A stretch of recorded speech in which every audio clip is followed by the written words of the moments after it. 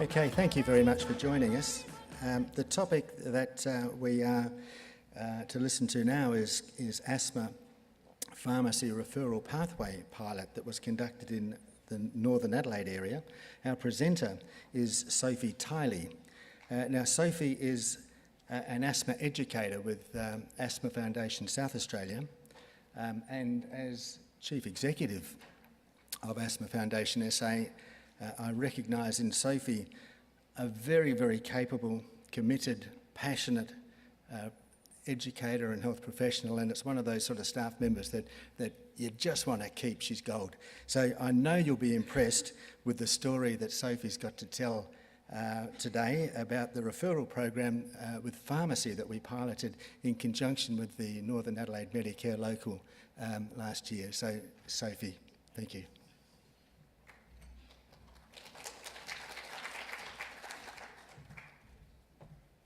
Thanks, David. How do I move along with the slides? Is it the green button? Self-explanatory. Good afternoon. Thank you for coming along to listen to my talk this afternoon. I'm Sophie and I am the Coordinator of Asthma Assist Activities, or an asthma educator at the Asthma Foundation.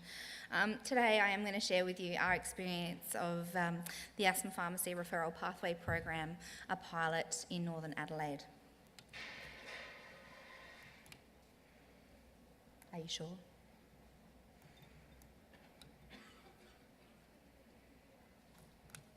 It's not flicking on. Oop, or it's very slow. So just a bit of an overview. So I'm going to talk about the Northern Respiratory Partnership in itself, and then go on to talk about the project, and then how the Asthma Pharmacy Referral Pathway Program fits underneath this project. I'm going to spend most of the time talking about the implementation and the evaluation of the program, but I'm also going to share with you a case study which highlights the complexity of the clients that we worked with throughout this program. So the Northern Respiratory Partnership was formed in 2013, and it was established to integrate the Northern Adelaide Medicare Locals acute services and primary healthcare services with the aim to reduce the impact of asthma and COPD and associated risk factors. It was funded by the Commonwealth Department of Health and Ageing under the Disease Prevention and Health Promotion in Medicare Locals program. This partnership was driven by the Northern Adelaide Medicare Local, and Melanie Attard is here today from NAML if you wanted to speak with her. This partnership was made up of a number of organisations who are interested in respiratory health in South Australia. So the aim, the partnership came together and they developed the Northern Respiratory Partnership Project, which had a bit of a tighter aim on reducing avoidable hospital admissions and emergency department attendances for asthma and COPD in the NAML region by 10% over 2 years. The target populations for this project were Aboriginal and Torres Strait Islander people, people with a mental illness, people with low health literacy, and people who smoke, so our vulnerable communities. And Asthma SA was engaged to work towards this aim by establishing the Asthma Pharmacy Referral Pathway Program. So this was just one of the strategies that Asthma SA was engaged to provide. We also provided a schools and children's services initiative, a workplace initiative focusing on aged care, and some other project activity which included some GP training and a consumer forum. So the need, there was a big needs analysis done at the beginning of this program to identify the need for the project in the NAML region. So the NAML region has a huge amount of social disadvantage, with a lot of patients falling through the cracks in regards to asthma and COPD. So it has some of the highest rates of avoidable hospital admissions for asthma and COPD in the state, with very high levels of socioeconomic disadvantage, and the complexities that come along with that really do impact, as we know, asthma control. We've heard a lot about that today. They've got a relatively high population of Aboriginal and Torres Strait Islander people, and very high levels of smoking, so 17.5% of the population smoke as opposed to about 14% as the state average. We've heard Dr. Levy talk today about the significant number of asthma flare-ups that can actually be preventable. In most cases, we know that these flare-ups are predictable, but unfortunately our patients have a poor perception of this and don't necessarily understand these risks. As I said, this area has very high levels of socioeconomic disadvantage, so there was, when the needs analysis was done, there were 3 priority areas that were identified that we wanted to work in. That was Playford Elizabeth, Playford West Central and Salisbury Central, and these 3 areas made up 18% of the population in the Namil region, and were more importantly responsible for about 25% of asthma admissions and ED attendances for asthma, and about 40% of ED attendances and hospital admissions for COPD. Implementation of the program. So it started in January 2014 and it commenced with an information session that we ran for pharmacies who were interested in the program, to give them some of the findings that we had discovered in the needs analysis, to really paint the picture for them and get them on board.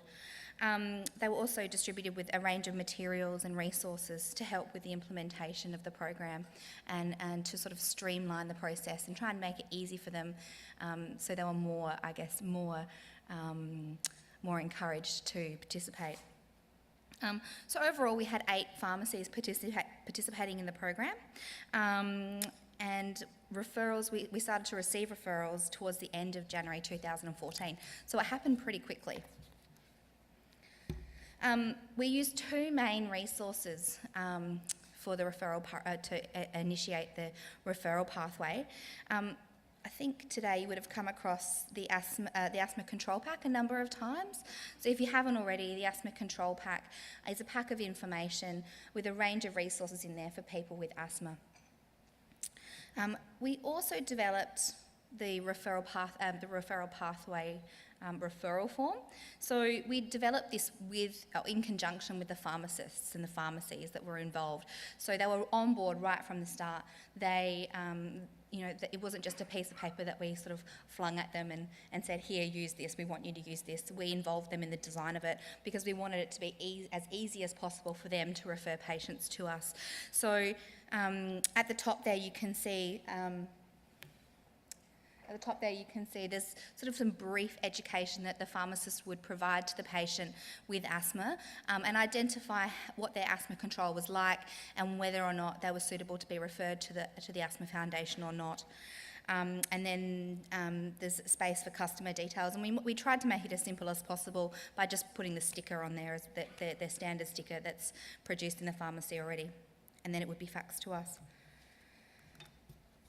So the very brief process looks a little bit like this. So the patient would attend a pharmacy at a pharmacy to fill their asthma prescription. They'd get brief education from the pharmacist, and then the pharmacist would offer the patient the opportunity to be referred to the Asthma Foundation, and if they consented, it would get faxed through to us at the Asthma Foundation of South Australia, and the educator, one of the educators there, would receive this, and then we would phone the patient or the client for their initial education. After initial education, we then followed up.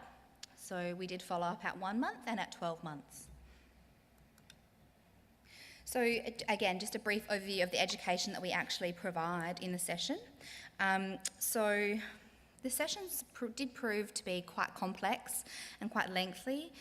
Each referral took approximately 45 minutes to an hour to complete. Obviously some were shorter, but more often than not, they were quite complex. So we took patient history, so we talked about their family history, related conditions and exposures, their smoking history, and took their asthma score. Again, you've heard that phrase used a number of times today, and we used the 5-question tool to assess their asthma control. We talked about their medications and whether or not they were taking a reliever medication, whether or not they were taking a preventer medication. We talked about devices and whether they used a spacer, and we also spent a lot of time focusing on technique. We talked about asthma management strategies, so talking about their signs and symptoms, their triggers, whether or not they have an asthma action plan or a COPD plan. We talked about asthma first aid and any appropriate referrals necessary. We also assessed their future risk. So looking at, obviously the important thing here that we were assessing is whether they've been to hospital, and we're trying to reduce the need for those clients to go to hospital. So whether or not they'd had a hospital admission in the last 12 months, and whether or not they had visited their GP recently for an asthma review. At the end of the session, we worked with the client to identify some goals where they could work towards better asthma control. So it might have been, are you using a spacer now? No, I can't really afford one, or perhaps I'll buy one next week when I get paid. Do you have an asthma action plan? Oh no, I've never heard of an asthma action plan before. So you're talking to them about that and providing them with a template that they can take to their doctor to have completed. And at the end of the session, once we'd set those goals, we wrote a letter to their GP, obviously with their consent, and summarised what we had discussed and any areas or goals for action. So we did, evaluation was, we really wanted to evaluate this program, and so we measured impact measures at baseline, so at initial education, at 1 month and at 12 months. At each of these stages of the intervention, we took their asthma score, like I mentioned, and all of those other things I've mentioned already, so hospital admissions, GP review, and we really did focus on intended or actual behaviour change at each of these stages. Just to give you an overview of the referrals that we did receive, in a 3-month period, we received 165 referrals from 8 participating pharmacies. So it was quite intensive. For each referral that we received, we called the client 3 times at each stage to make sure that we gave them enough opportunity to actually participate. So yes, we received 165 referrals. Of these, we were only able to contact 113, so about 68%, which we were quite happy with and quite impressed with. Some people we just couldn't contact because they either weren't interested in participating or they had enough information in the control pack they'd taken home. But most of the time it was because of social reasons, like their phone had been disconnected or they didn't have credit on their phone. So we're able to make contact with 68% of these people. At 1 month, we were able to contact 66% of these people we had initial education with. And then at 12 months, we were able to make contact with 64% of those people who had an initial and a 1-month follow-up. Looking at the evaluation of the program, when we looked at the clients that were referred to us that we were able to successfully contact at 1 month and 12 months, the top 3 postcodes that people were referred from were Elizabeth, Davern Park and Salisbury Paralowie.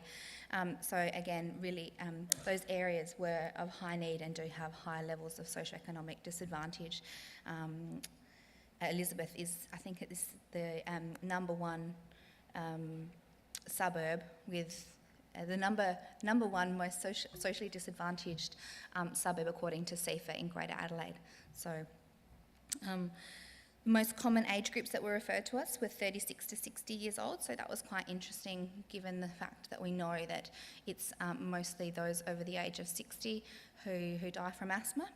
10% were from culturally and linguistically diverse backgrounds and 7% identified as Aboriginal or Torres Strait Islander people. Asthma score, again, harping on about asthma score, but it's a really good way of capturing data, but also capturing where that person is at that point in their life according to their asthma and how much it's impacting on their life. So at baseline, it was 15. So 15 means poorly controlled on the asthma scale. So that's 15 out of 25. And that was the average score. At 1 month, the average score moved to 18, which was good, but we knew we could do better and we were hoping for a little bit better. And at 12 months, we were quite impressed because this actually moved to 21. and this means that people were well controlled. So the people who we spoke to and followed up at 12 months, their average score had actually moved to 21, which meant they were in the well controlled target, which we were really, really happy with. 32 participants had actually improved in their asthma score with an average of around 4.5 points. And it is really important to note, and I stress this a little bit, because it means that some clients move from poorly controlled to well controlled, some from well controlled to totally controlled. But even more significant was the fact that some moved from poorly controlled to totally controlled. So we were rather happy with those results. When looking at GP review at baseline, only 54% of people had a GP review in the last 6 months for their asthma. At 1 month post-intervention, 62% had a GP review, so we had a bit of an increase. And when we took into account the people who actually intended to visit their GP, they just hadn't quite got around to it, or those who had actually seen their GP, that moved to 81%. And 12 months later, 85% of people had a GP review. So we were quite, again, happy with those results. This is where we were, very, very interested to see what had happened over a 12-month period. At baseline, we had 30% of clients that visited hospital in the last 12 months due to their asthma, so quite high. At baseline, this meant that 15 people were responsible for 22 hospital visits in the last 12 months. So 10 people had 1 visit, 3 had 2 visits, 2 had 3 visits, and 59 people had no visits at all. At 1 month post-intervention, this went down to 3% of clients. And of those who had 2 visits at baseline, only 1 revisited hospital. Of those who had 3 visits at baseline, they had no revisits. And the same 59 people had no visits to hospital. So we were rather happy with that as well. And at 12 months post-intervention, 6% of clients had visited hospital due to their asthma. So that was only 3 people.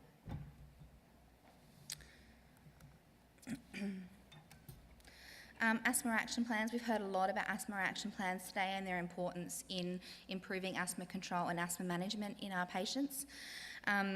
Dr. Levy did quote that people without an asthma action plan are 4 times more likely to end up in hospital than those who don't have one. So really, really important, and the research is out there for people to have an asthma action plan. And here we found very similar statistics as what's quoted in the research, with only around 20% of people having an asthma action plan at baseline. At 1 month, however, this improved to 38%.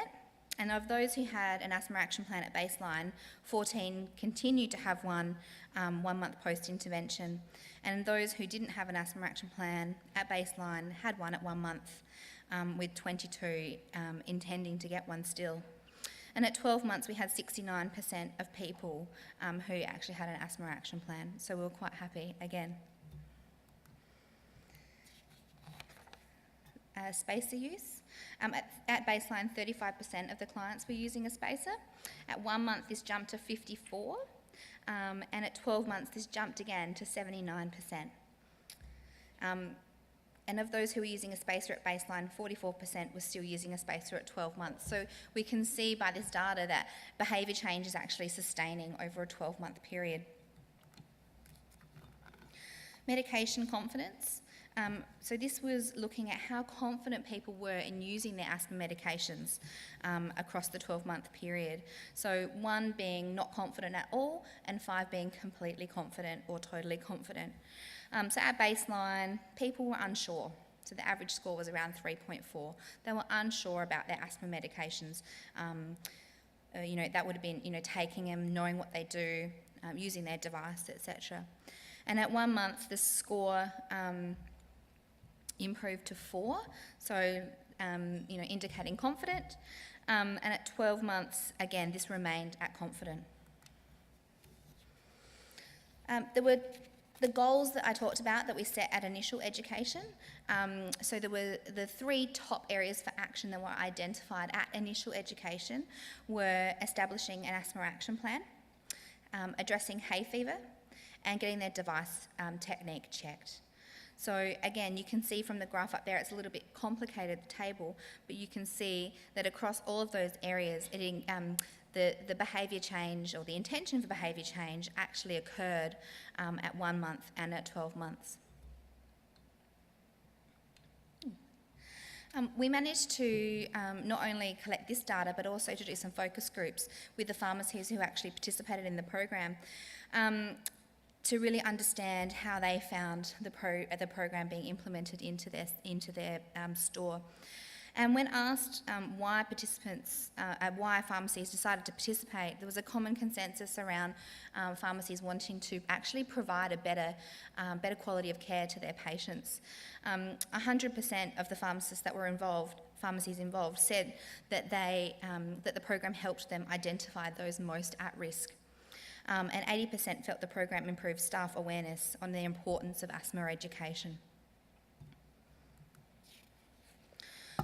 They did report a couple of barriers. There weren't too many barriers reported, but the ones that they did mention were, the patient not being interested, or the patient perceived that their asthma was, well enough controlled as it was, or they wanted the asthma control pack, but not necessarily the referral.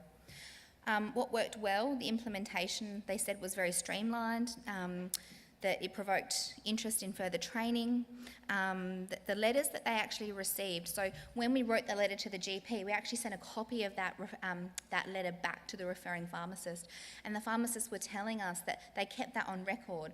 And so when the patients came back in to get their next prescription, they pulled the letter up, or they wrote a note on their file, and they spoke to them about the goals that they were supposed to be addressing.